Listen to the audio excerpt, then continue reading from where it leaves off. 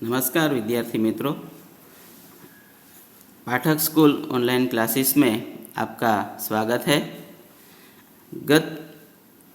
अगले वीडियो में हमने पाठ 4 कथनी और करनी की समझ प्राप्त की।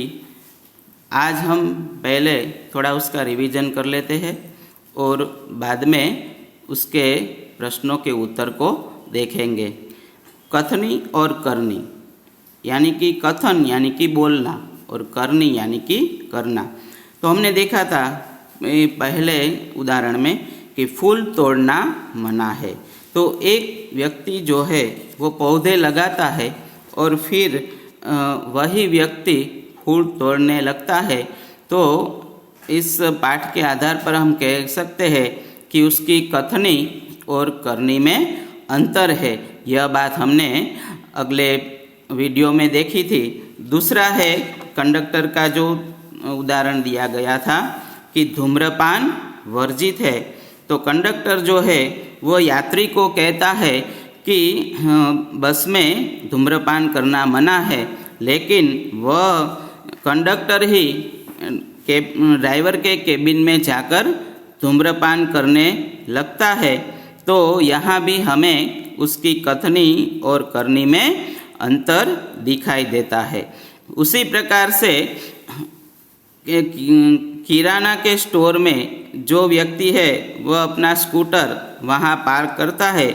तो दुकानदार कहता है कि भाई साहब अपना स्कूटर पार्क करने की जगह पर पार्क कीजिए। और जब उनका बेटा आता है तब वह उसको कुछ नहीं कहता। तब वह सज्जन व्यक्ति कहता है कि आपने अपने इस लड़के को तो कुछ नहीं कहा। तब वह कहता है कि वह तो मेरा बेटा है। तो इस प्रकार से यहाँ कथनी और करनी में अंतर दिखाई देता है। यह बात हमने अगले पीरियड में अगले वीडियो में अच्छी तरह से समझी थी। आज हम उसके प्रश्नों और उत्तर के बारे में देखेंगे। तो पहले आपको अपनी नोट में, अपनी कॉपी में पाठ 4 जो है उसके शब्दार्थ जो है वह लिखने हैं। तो पहला है संवारा, संवारा यानी कि सजाया। दूसरा है अंतर, अंतर यानी कि भेद, फर्क। आगे है पार्क, पार्क यानी कि बाग, बगीचा। कतार तो पंक्ति, वर्जित निषेध, मनाही। कंडक्टर परिचालक, शीघ्र जल्दी। तपाक से जोश के साथ, जल्दी से। पोता पुत्र का पुत्र। प्रतीक्षा इंतजार। राशि रकम। आचरण व्यवहार। सदैव सदा के लिए। तो इस प्रकार से ये शब्दार्थ आपको अपनी कॉपी में, अपनी नोट में लिखना है। उसके बाद है मुहावरे।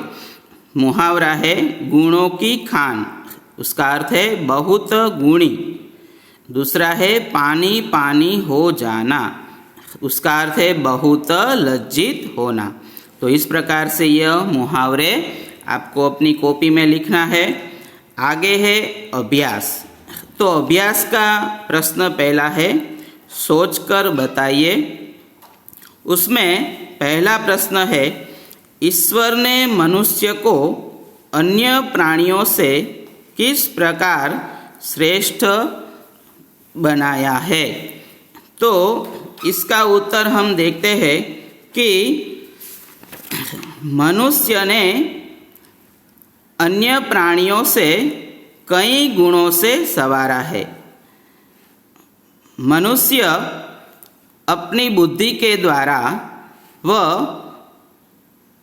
अलग अलग शक्तियों का प्रदान करके वह अपना जीवन यापन कर सकता है।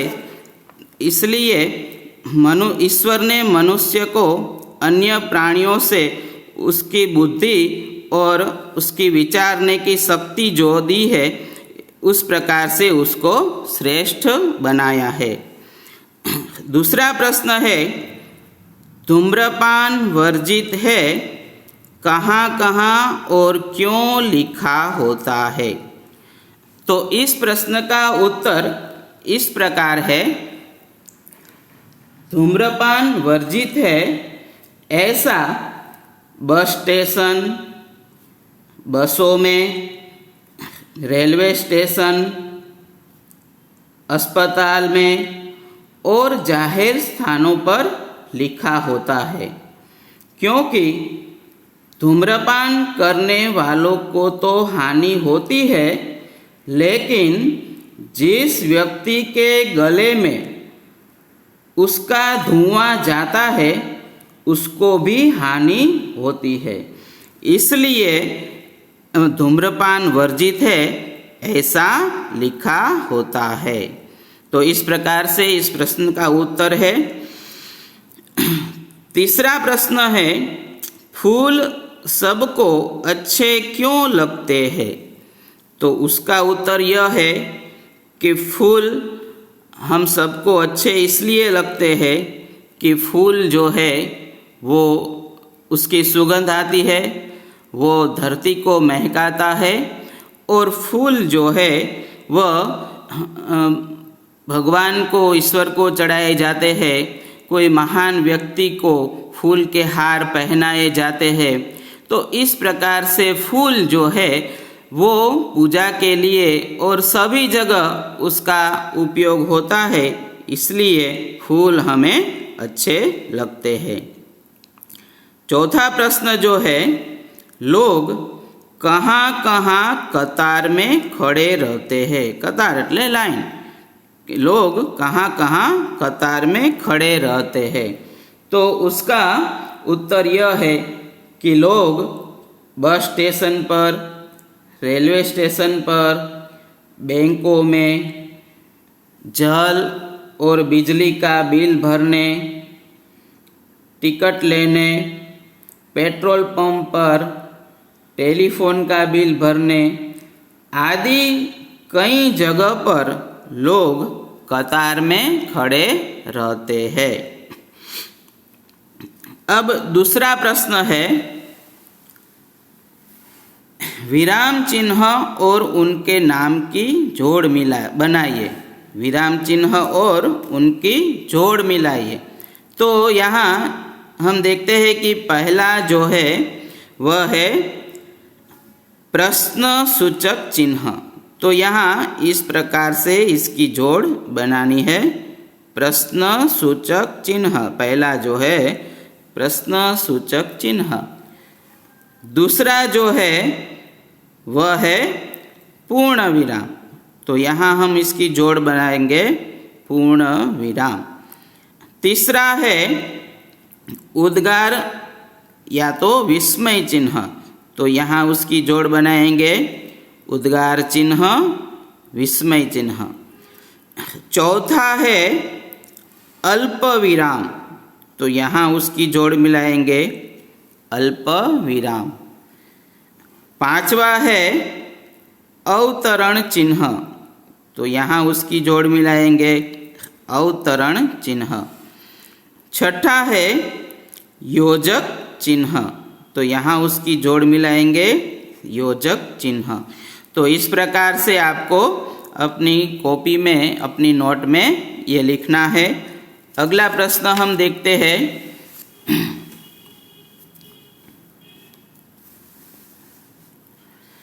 वाक्यों को पढ़कर उचित विराम चिन्ह का प्रयोग कीजिए।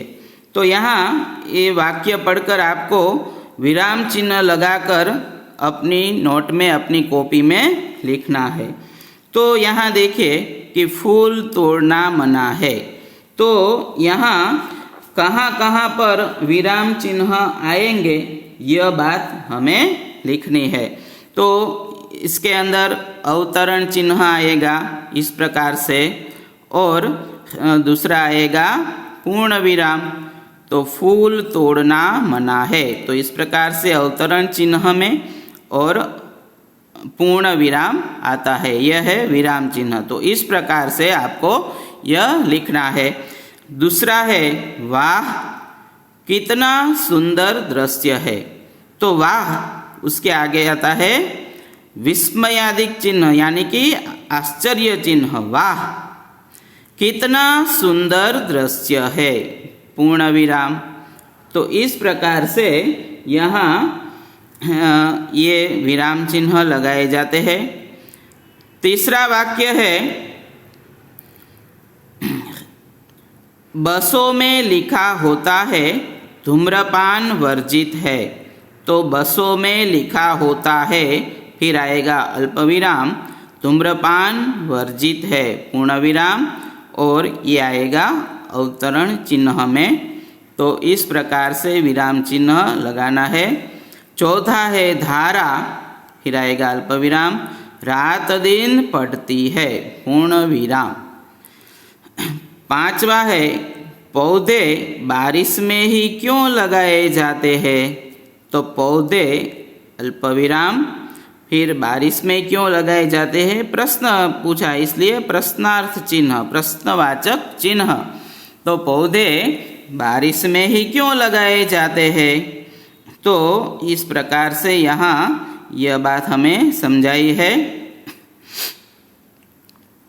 फिर आगे हम देखते हैं कि ये जो तीसरा प्रश्न है, निम्नलिखित वाक्यों में से जातिवाचक संज्ञा के आसपास राउंड चिन्ह कीजिए। तो ये आपको अपनी नोट में लिखना है। जातिवाचक संज्ञा जो है इसमें है मनुष्य अन्य प्राणियों से श्रेष्ठ है। तो इसमें जातिवाचक संज्ञा कौन सी है वह आपको बताना है और उसके ऊपर राउंड करना है।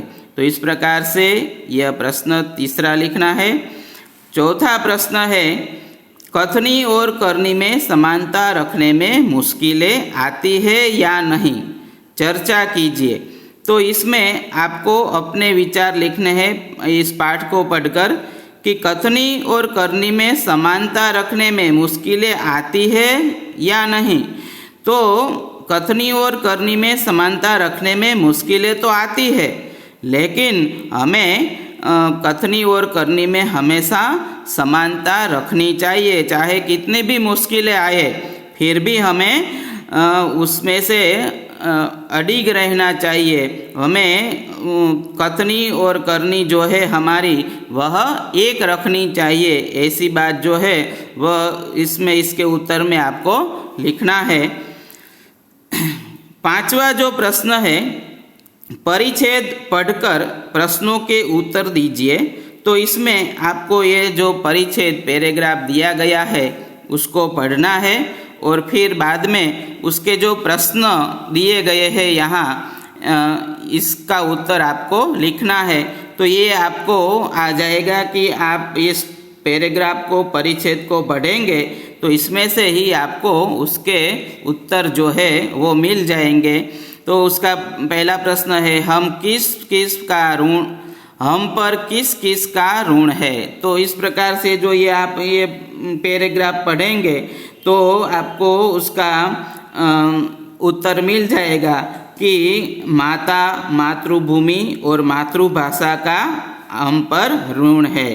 तो इस प्रकार से ये सभी प्रश्न के उत्तर आपको देने हैं। फिर ये अभ्यास यहाँ पूर्ण होगा। फिर आगे आएगा स्वाध्याय। तो स्वाध्याय का जो प्रश्न है पहला अंदाज अपना अपना। कथनी और करनी में अंतर विषय पर अपने विचार लिखिए।